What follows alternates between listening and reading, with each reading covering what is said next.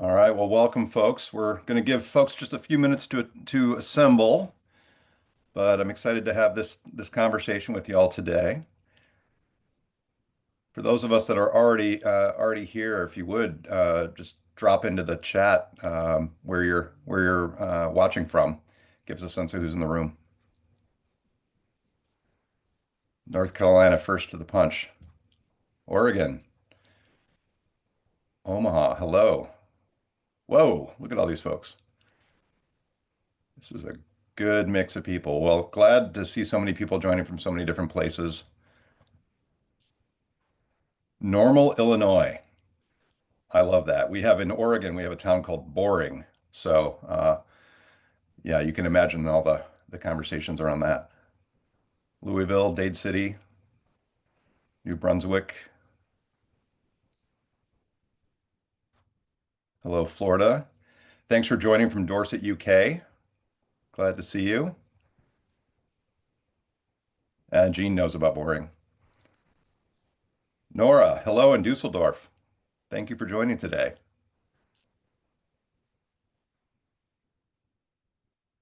Awesome. Well, we'll give folks one more minute and then we're going to kick off. Antonio in Panama, nice to see you. Got a lot of folks from Canada today. Exciting. Emmy from South Africa, hello. Susan in Salem, one of my favorite little towns in Massachusetts. All right. Well, we're going to go ahead and kick off. I think we'll have some more people joining us, but we may as well get the conversation started today. Really excited to address the topic of measuring the ROI of change. This has definitely been something that has really been coming up frequently in my conversations with change leaders is how do we really show the value of what we do? It's becoming more and more important to not only be able to defend, but be able to lead this conversation around the value of change, the value of change activation, and how we measure ROI in our transformation work. To kick us off, for those of you that don't know me, I'm Eric Wood. I'm the Chief Strategy Officer at Tigerhall. I'm also the author of the Strategy Activation Playbook. A lot of this content's coming from the work that was gathered in that book, and the origin of that work was really sort of touching this industry in a couple different places. So first and foremost, starting off as a strategy consultant at Bain& Company, building strategies in collaboration with global clients, and understanding what it takes to sort of build a solid strategy before it actually enters the organization.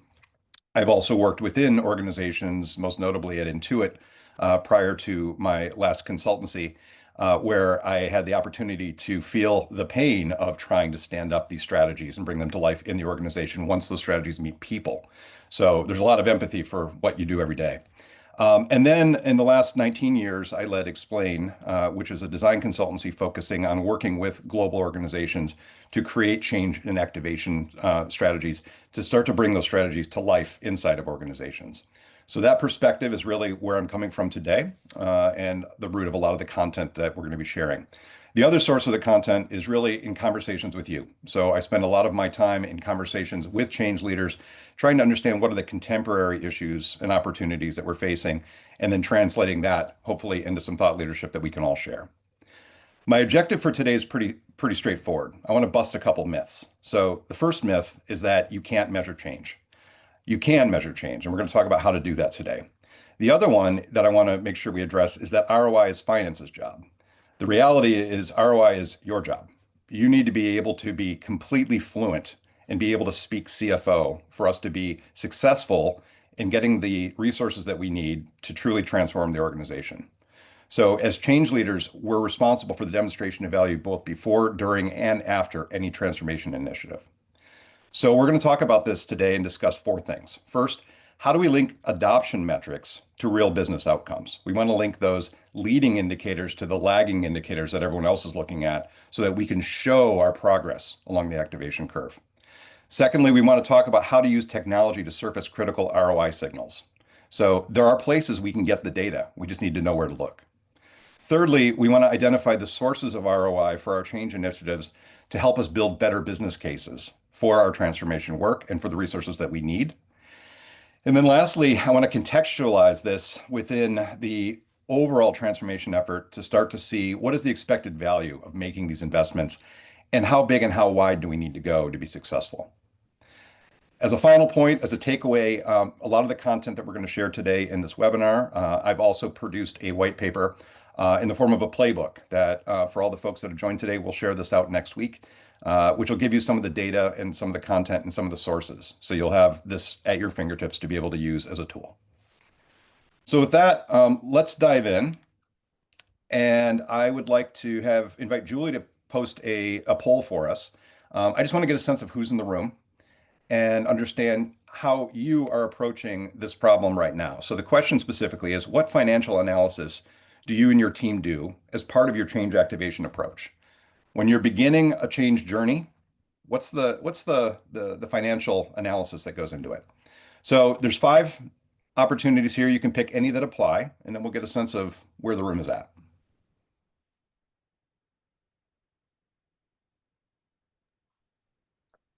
All right, so answers are trickling in. I'm gonna give people just a few more minutes. Yep. Oh, this is interesting. I get to see this a little bit earlier, but it's a story.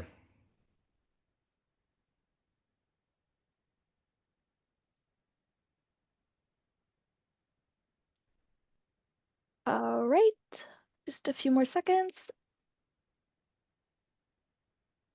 Okay, I think we're good. All right. So let's all look at this together. So this is fascinating.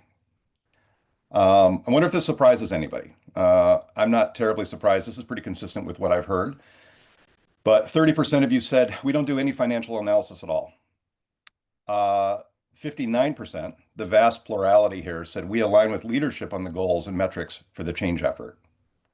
43% said we agree on specific targeted measurable KPIs that will define success. Only 12% reported that we model the cost and investment of our change programs into the expected ROI of the project.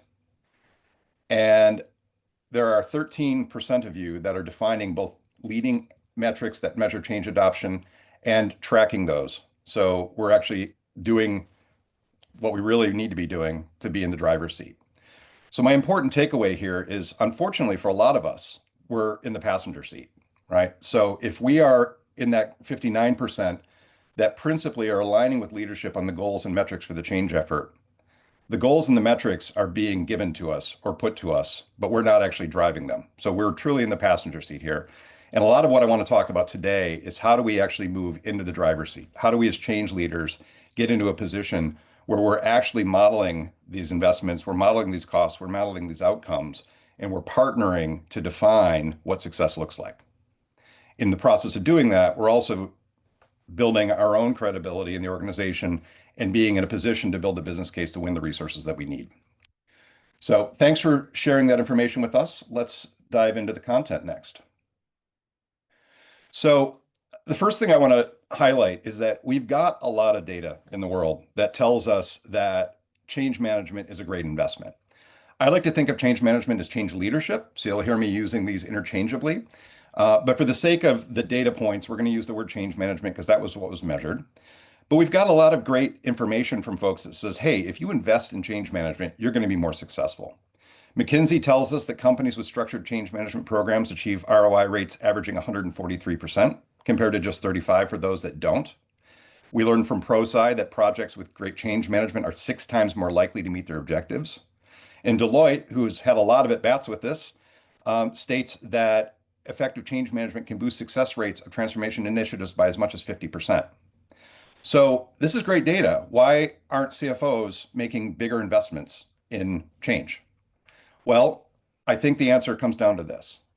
It's hard to prove the value, partially because change leaders aren't fluent today in CFO speak. Speaking CFO elevates the credibility and the strategic value of your change initiative. So we need to be able to talk in terms of ROI, cost, risk, to be able to have a conversation with the CFO, who's really managing the purse strings, to be able to say, this is important, we need to make these investments. If we don't have CFO speak, we don't have the ability to build those business cases credibly. Secondly, we need to start tracking the what I call key change indicators, KCIs, as well as KPIs. So KPIs are the language of the CFO. What are these key measurable outcomes that allow us to understand where we're at, what's successful, how are we aligning with our strategy and our financial goals? KPIs are very transparent and present, but we don't have a lot of access to those leading indicators, those key change indicators that are telling us where we're at in the change journey. So we're going to talk about how we link those up together. And then lastly, we really need to focus on building partnerships with both finance and IT. So we want to leverage and partner with the finance team to leverage their analytical rigor and their credibility in us building our ROI cases. And then also, we want to partner with IT because IT, in fact, has a lot of the access to the data that we need to start to document those leading indicators that are leading to KPIs. So we're going to unpack this as we talk in this next conversation. I'm going to start with my first point of view. So the first point we want to make is how to link adoption metrics, which are those leading indicators, to real business outcomes, which are the lagging indicators. We know that change activation is hard to measure, but I'm also hopeful because it is actually getting easier. So we know that those change management things that we're looking for, what's the employee engagement levels? What is happening with the culture and the shift? Are we adopting changes at speed? These are things that are really hard to quantify, principally because we don't have the data.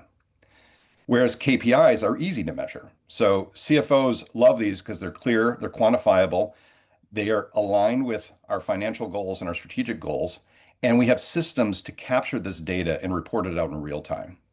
So this is something that we're going to lean on, KPIs. But as change leaders, we need to paint the whole picture. So what I'm advocating for is for us to think about our need to have both KCIs and the KPIs that will follow them. Because the business case that we want to build is that we're marching towards those KPIs, but this is the data that's showing we're on the way there. And that data is going to help us to convince leaders that these are worthwhile investments. If we don't have that data to share, it's going to be much harder to do so. So let's unpack what that picture looks like. So I want to go back to how people learn information. For those of you that are ProSci trained, that use ADKAR, for those of you that are maybe using a different system like McKinsey or Cotter or any of the others, this will still apply to the process of change. And we call the activation curve really a sort of a human-centered approach to how this happens, how change actually happens in the organization. Regardless of what system you use, humans are going to go through the same process. So they're going to go through a hear it phase where largely we're putting communications into the organization that are helping people to be aware of and understand what's happening, what's in it for me, why we're doing this, and hopefully getting to a point of acceptance. We're then getting into the believe it stage where we're introducing learning and development, capability building, new ways of working. This is where they're starting to internalize those changes and shift their behaviors. And then they move into the live it phase where we're starting to embed that experience. We're actually integrating the changes. We're starting to see this as business as usual. And importantly, this is when the KPIs show up. So as change leaders, our challenge is there's a lot of stuff happening to get us to those KPIs. We're shifting people's ways of working. We're helping them to do something differently next week than the way they did it last week. But right now, we don't have data to report what's actually happening, how we get there. Now, underneath the surface, however, there is actually a lot of data. So we need to complete this picture and show both those leading indicators that are leading up to those KPIs, in addition to those lagging indicators that the CFO cares so much about. We can start to look in the hear it phase, in the communication phase, for evidence of awareness. How many people have actually heard the message? How many people can recite the message? How many people agree with the message? How many people understand what's in it for them? So what evidence do we see of that awareness? In the believe it phase, we want to start to see agreement, adoption, and integration. So how many people are actually doing the new behaviors? How many people are actually taking the learning, taking the test, taking the assessment, and demonstrating that they understand it and can apply it in their work?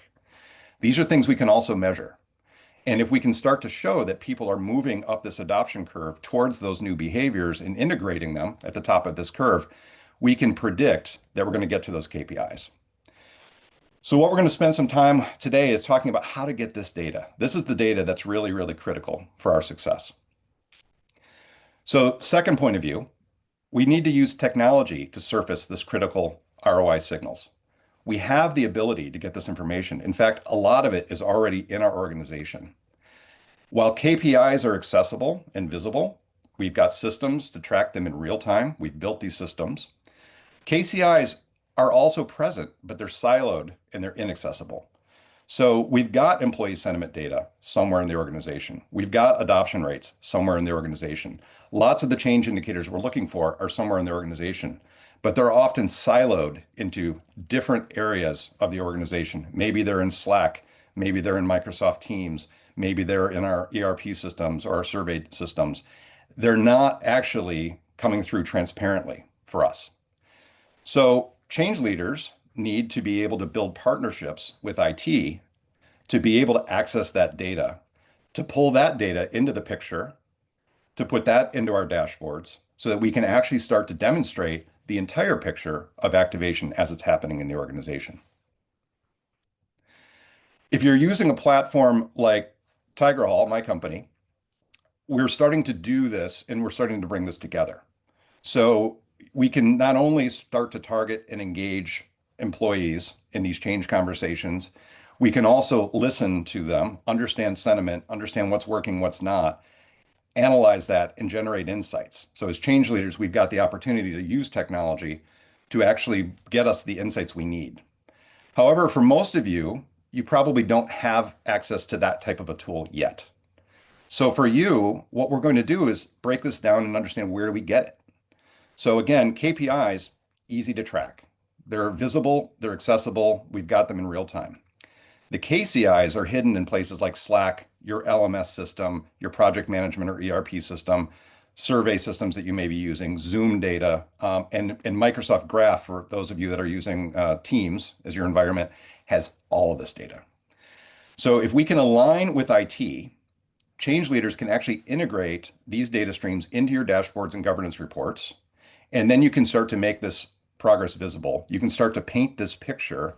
And in your conversations, you can be leading with data to say, I can see now that this team is moving from here to here to here. And here's the data to demonstrate that. If we continue this progress, we're going to get to that KPI in 6 months. That's the kind of conversation that we want to be able to have. And happily, we can have it if we partner with IT to go out and actually capture this data and integrate it into our reporting. The next point of view I want to bring to the table is that we need to identify the sources of ROI for each of our transformations in order to secure the change resources that you need. So in addition to tracking the data, which is moving from the passenger seat into the driver's seat to the extent that you've now got a dashboard, and we can actually start to see the data of where we're at and where we're going and how fast. We want to go even one more step into that driver's seat, move upstream even further, and start to be at the table at the beginning of the transformation to identify the sources of ROI, to build that ROI model, and to defend the resources that we need to have to be able to make those investments. So if you can measure the ROI of the transformation and start to talk and speak CFO, you've got the ability to actually be at the table for the entire journey. But we also want to be able to build the business case for the change resources you want to take on that journey. So in addition to understanding the transformation as a whole and what the ROI is for the transformation, we know that we're going to need to invest in change communications, learning and development, capability building, culture shifts, activities, events, workshops, hackathons, the kinds of things that are going to actually bring this change to life.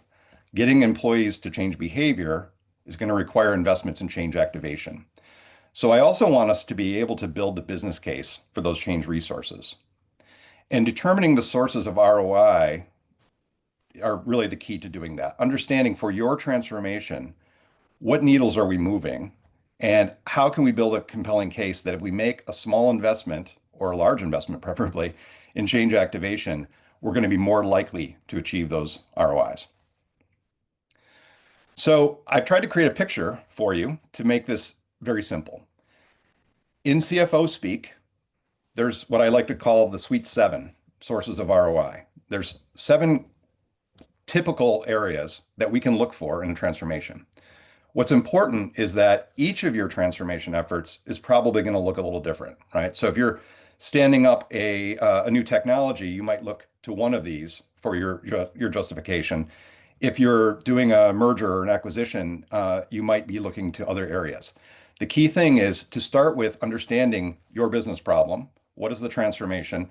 And what's the key source of ROI or sources of ROI that you can lean into to start to build your business case?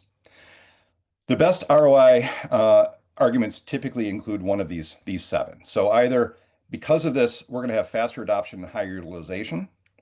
Because of this, we're going to increase our productivity and performance. Because of this work that we're doing, we're going to reduce our risk of project failure or failure in the organization. This one's very typical in mergers and acquisitions, for example. Because of this, we're going to have higher employee engagement and retention. So in certain circumstances, this might be the most important factor. Other ones, particularly technology, increased ROI on the technology and process investment. Why are we making this investment? What's it worth to us? And how can we defend that value by achieving this successfully? Sometimes your justification might be around enhanced customer experience and competitive advantage. And in other industries, perhaps compliance and risk mitigation is really the biggest return. Collectively, if you look at these seven, you can identify potential areas that you can leverage to build a stronger business case. If you're working on a merger, you know that one of the biggest risks is we're going to lose our best people if we don't actually handle this well. So higher employee engagement and retention may be where you're focusing for your particular change. The key thing is you need to be agile and be able to move around all of these because each of your changes will actually have a different justification. Sometimes there's one or two or three of these in combination, but we want to make this just part of our DNA and understanding how to talk about each of these and the returns we're going to get. The other thing I'll highlight is that with technology, there's some additional benefits that we can dig into. So if we're leveraging technology platforms to support our change efforts, we also can start to argue about the time and workload savings that we're able to generate. We can talk about the reduction of costs that automating translation would do relative to the way we used to do it. We can talk about the fact that we've got faster data and analytics, which actually helps us spot problems sooner, move faster in places where we're successful, and make course corrections. Also, we might be able to find some consolidation around technology and process investments. And then certainly on everyone's tongues is the idea that AI productivity built into our work could actually help accelerate our change initiatives.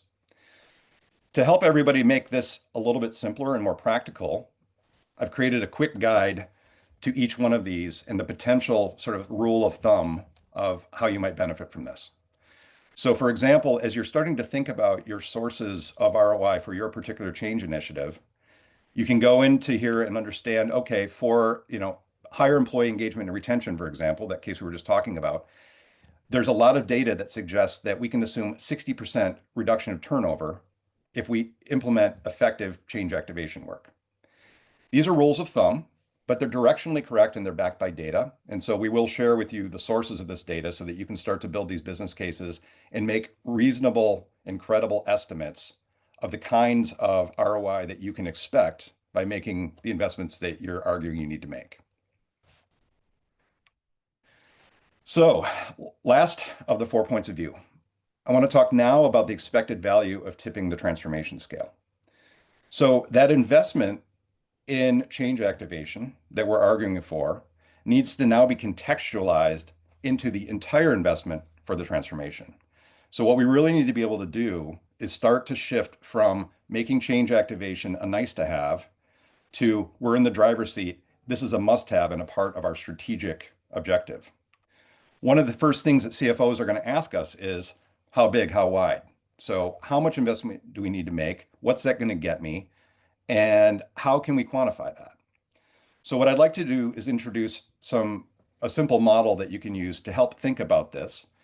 Your framework will be different because it's going to be influenced by those sources of ROI. But I think directionally, this is a good way to start thinking about building that business case. We're going to start with some data from McKinsey.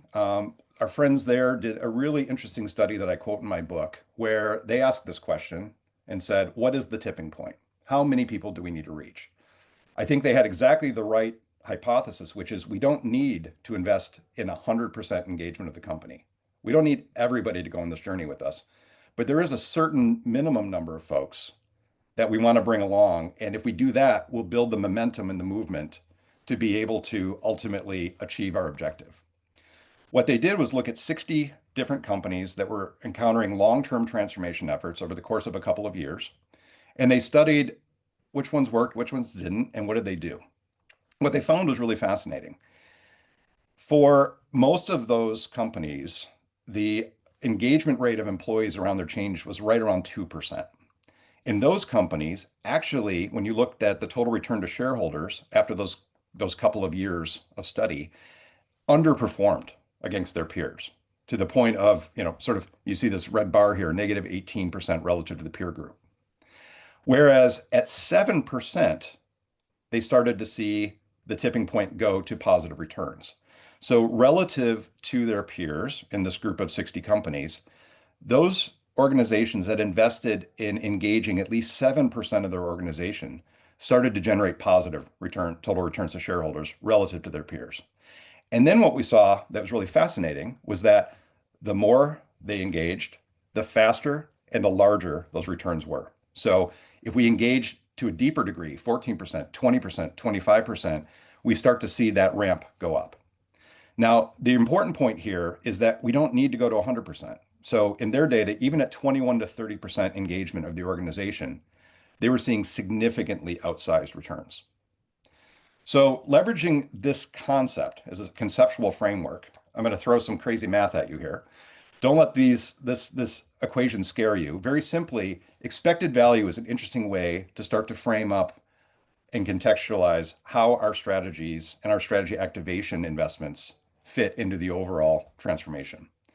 Expected value basically says very simply, if you take the odds of being successful in your investment and merge it with the odds of failure and the loss and put that together, you're going to get a number that approximates your expected value from that investment. So putting that into change terms, we know from lots of data that roughly 80% of transformations fail. That means only roughly 20% of them are successful. What if we build a simple model to try to picture this? So we're going to look at a base case where we don't make investments in change activation. We're going to look at a likely case where we make a minimal investment in change activation. And then we're going to look at a best case. And we're going to suggest that the base case is going to put us in that category of 80% failure, 20% success. And that best case is going to put us in that 80% likely case. What we're going to do is this. The base case is what we're often up against. So let's say that we've just hired a consulting firm to build out a strategy that we're going to implement for our transformation. We maybe spend $1 million on that strategy. We also know that we need to spend $10 million on the technology and the systems and the processes to bring that to life. And if we're successful, the CFO estimates that we're going to get $50 million of return as a result of that $11 million investment. Now, the problem is we know the 80-20 rule here, and the data supports it. We're probably going to have an 80% chance of failure. So the 20% chance of 50 million against that 80% chance of that losing that 11 million gives us a 1.2 million expected value. Now let's look at a change activation investment. If we add to that mix that we're going to make a $250,000 investment, 25% of what we spent on the consulting on the plan, to actually build a change activation campaign, to pay for those resources, to bring in the communications, the capability building, the learning, the culture shifts that we need to do, we actually see that we now have improved our result of expected value by 16 times. We've spent $250,000. We've now shifted our odds to roughly 50-50 using the data we got from McKinsey. And we now have an expected value for only a $250,000 investment of 19.5 million. So this is why I call change ROI insurance, right? If we invest this small amount relative to the total spend, we actually have a significantly better chance of success. This is giving us ROI insurance in a way. And that's the argument I would want to make to the CFO.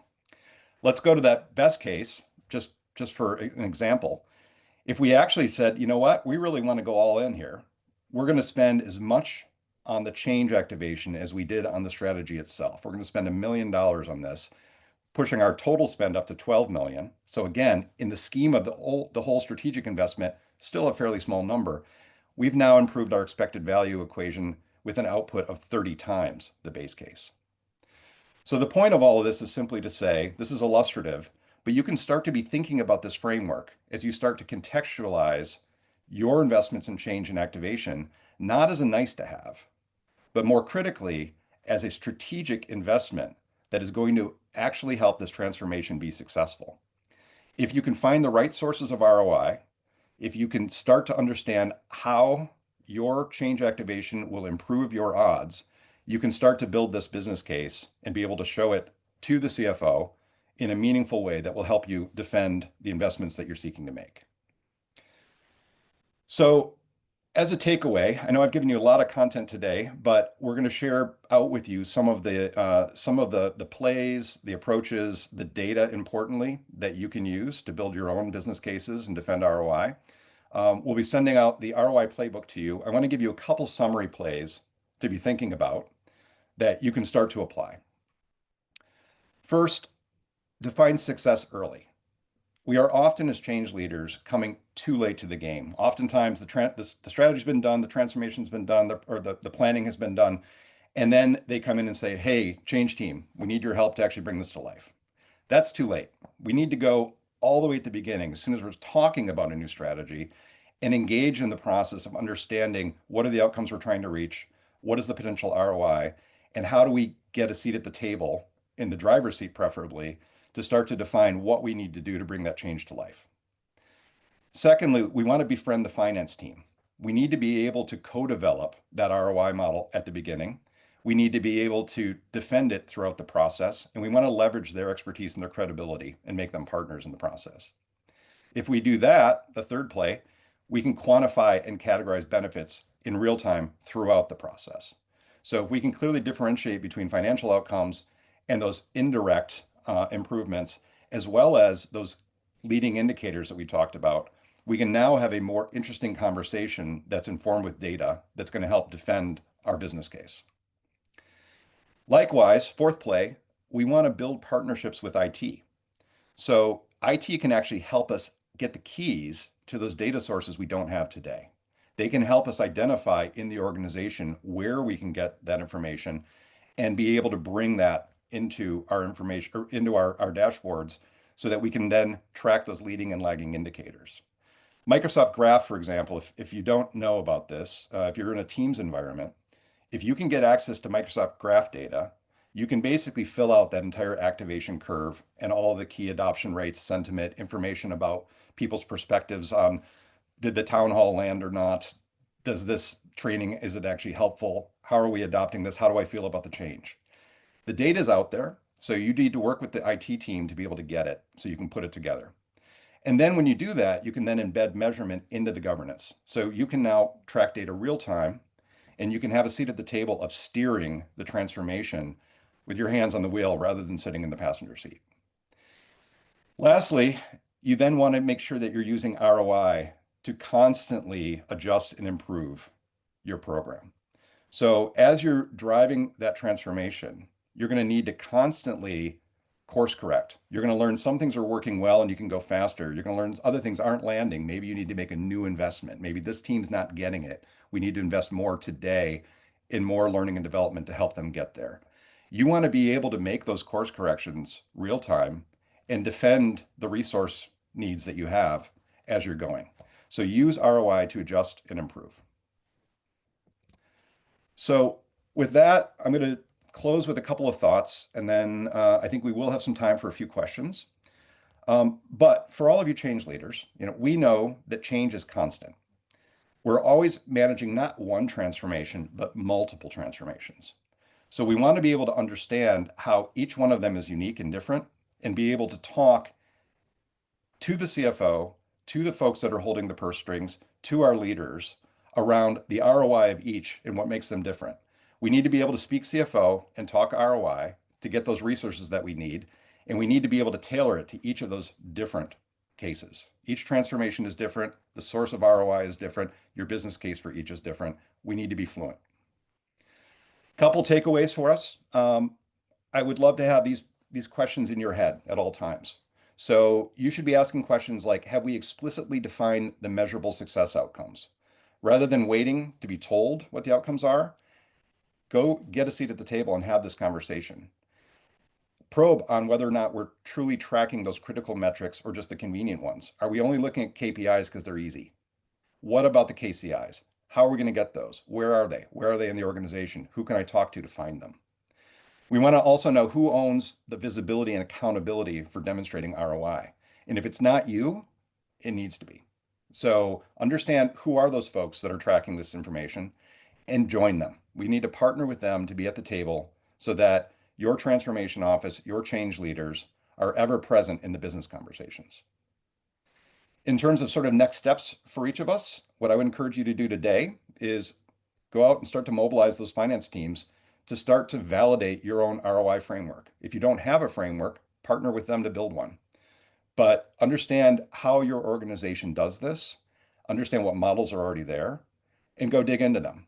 And then you can start to use them to build credibility. Secondly, embed regular ROI review meetings into your organizational rhythm. So if in your change team meetings, you're not already having this conversation, make sure that this is now part of the conversation. It's a standing agenda item. You want to make sure that not only you, but your team can represent the business case for our activities real time and consistently. And then related to that idea, you really need to foster a culture of relentless measurement to sustain your transformation momentum. If you are always at the ready with where are we at in the transformation, how are we doing, what's working, what's not, what's green, what's red, what's the current expectations, you've got the data to defend your transformation, your investments in your team, and be a successful partner to the business. So with that, I am thrilled to just open the floor for a couple of questions or discussion, and then we'll share out some of the information as a follow-up for everybody. Julianne, do we have any key questions that we should address? Yes, so I've collected a few. If people also want to voice over some of their questions, you can feel free to click on the React button at the bottom and do raise hand, or you can put them, type them out and put them directly in the chat. So here, we're going to start off with Lisa from the poll that we did at the beginning. Can you define how you see leading and lagging metrics as being different? Yeah, so I think if you put that picture in your mind, the activation curve, what I'm thinking about here in leading and lagging metrics is that a KPI, let's say net promoter score in the organization. If net promoter is the thing we're trying to move, and today we're at a 40 and our goal is to get to 70, and we built a transformation effort to make our organization more customer centric, for example, we're not going to see that number move from 40 to 70 for 3, 6, 9, 18 months. So if we invest a whole bunch in change and the CFO isn't seeing any results, 6 months in, they might kill it.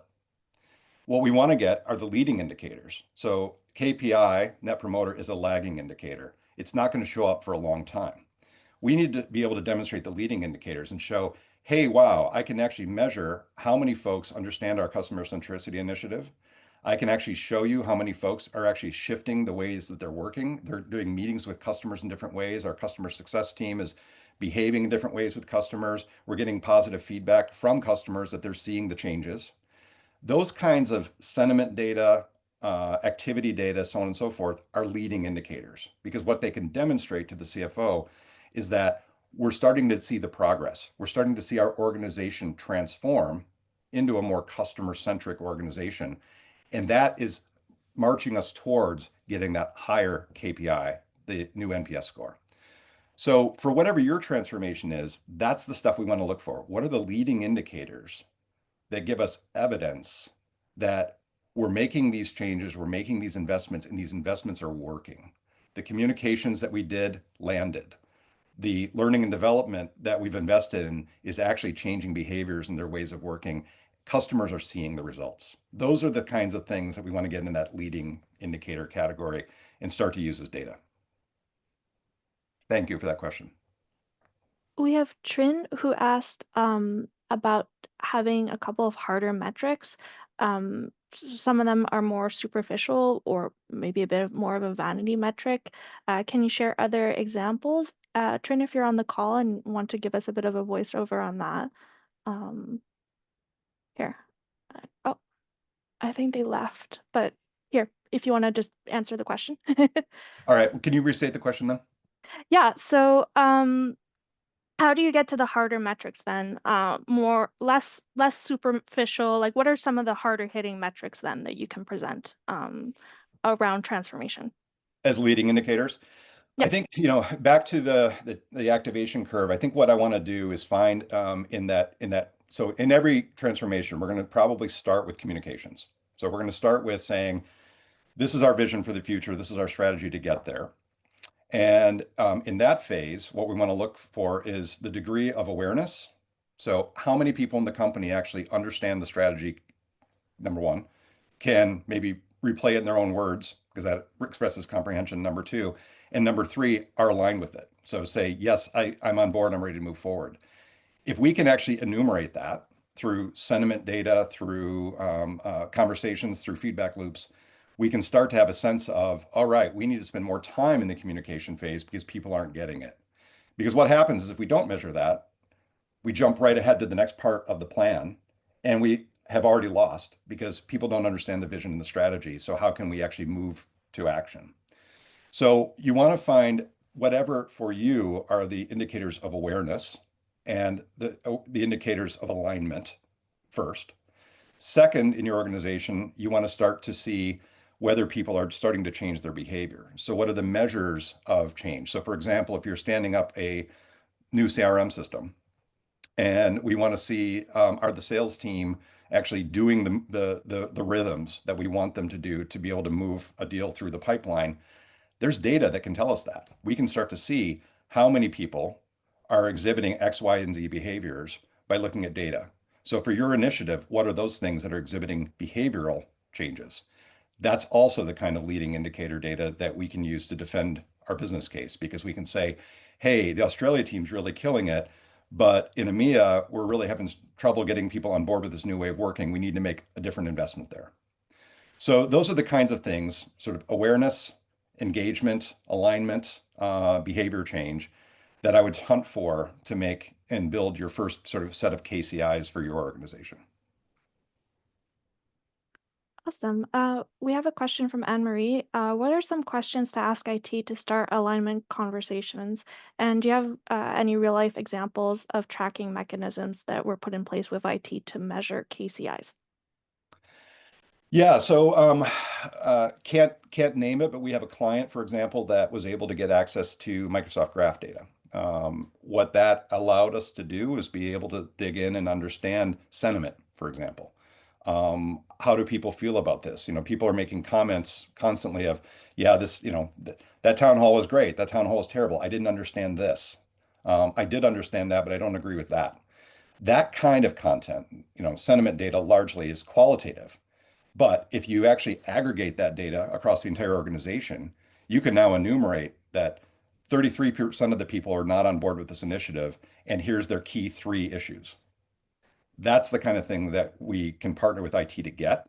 It exists. If you've got a Slack channel, there's a lot of content in Slack that can tell you what the rhythm and the pulse of the company is. The problem is we don't really currently aggregate that in any meaningful way as change leaders. But there are ways to talk to IT about getting that data without, by the way, revealing anyone's secrets or personal information. We can probably find aggregated versions of the data that are anonymous that are still going to give us insights. So the conversation with IT that I would have is, hey, I'm trying to find out this. I think it might live in this world.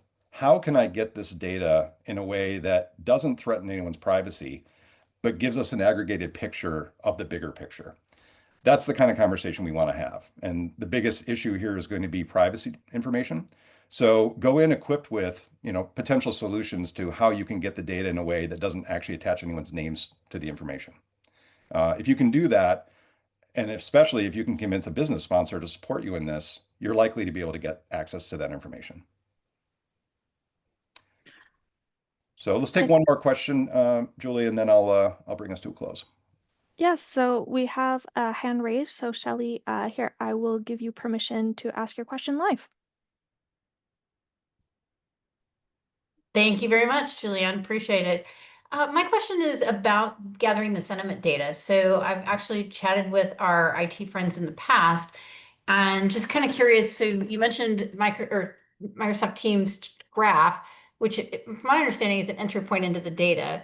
But there's usually something, either a technology or an app or something that would scour the data, whether it's through an API or something of that nature. Can you elaborate a little bit more on how to get to the sentiment data and assuming and verify that this data source is actually in Teams graph? Is that correct? Depending on where your team is working, if you're in a Microsoft environment, you can basically gather. I mean, so Graph holds the keys to your CEO's emails, even, right? So if you really wanted to know what your CEO is writing and reading, and you had that access, you could actually see that. We don't want that level of access. But what we do want to be able to do is say, hey, across all of the communication channels in Teams, for example, where are people chatting? What are they saying? What are the themes of the subject lines that we're seeing around emails? What are people's reactions when they're on a town hall meeting or a Zoom call, or rather, in this case, a Teams call? And even things like reactions are interesting. Wow, we can actually look in and see that in that webinar, people hit the love button 27 times. In that webinar, on this other change topic, they hit the question mark or concern or I don't understand reactions. That kind of data is legitimate data for us to use as change leaders. If we can talk to IT about, let's just say, for example, to kind of close this example out, let's say you've launched a change campaign of 10 articles of communication and wanted to know which of these resonated and which of these didn't. The kinds of thing I've just described would be a way to actually get a read on that. And increasingly and importantly, crunching that data is becoming a lot easier. So using AI tools to be able to say, I want to throw all of this data into the hopper and have you kick out the 5 key themes that I need to understand is now not a multiple week effort, but is actually a only a few minutes kind of effort. So if we can use technology to really accelerate our work, these are great examples of how we can actually leverage the fact that it exists and leverage the fact that we have new tools to sort of crunch the information to generate real insights that we can use as change leaders. So thank you very much for that question. I think this is all the fun stuff that's starting to just emerge in terms of what's capable and possible for us. Before we close the day, I just want to do one plug for our next upcoming series. We're going to be launching a series on standing up a transformation office from scratch, starting on June 9th. There will be 5 webinars. This is going to be rooted in a lot of research I'm currently doing with a number of you, in fact. So we're interviewing current folks that are leading transformation offices or have stood them up in the past to get a couple perspectives. We want to understand what works, what doesn't work, what are some of the best practices that we can follow, what are the different models that we've seen be successful, and what are some of the counsels and advice that we may have about how to tailor those findings for your own organization. So whether you're actually tasked with standing up a transformation office or whether you're working in one today, hopefully there's going to be a lot of good content in here in terms of some best practices that you can harness from your peers to be able to learn more and make your teams more effective. So please, when we drop the announcement for that, please join us. I think Julie may be able to drop a link in the chat if you want to get an early sign up for that. And lastly, I just want to thank everybody. I know that the work that we do as change leaders is hard, and hopefully some of this content will help us build better business cases, contextualize why our work is strategic, not a nice to have, and help us to be more effective in creating positive change in the world. So thank you all. Please reach out to me directly if you have any questions or any follow-up, and I'm grateful for the time we spent today.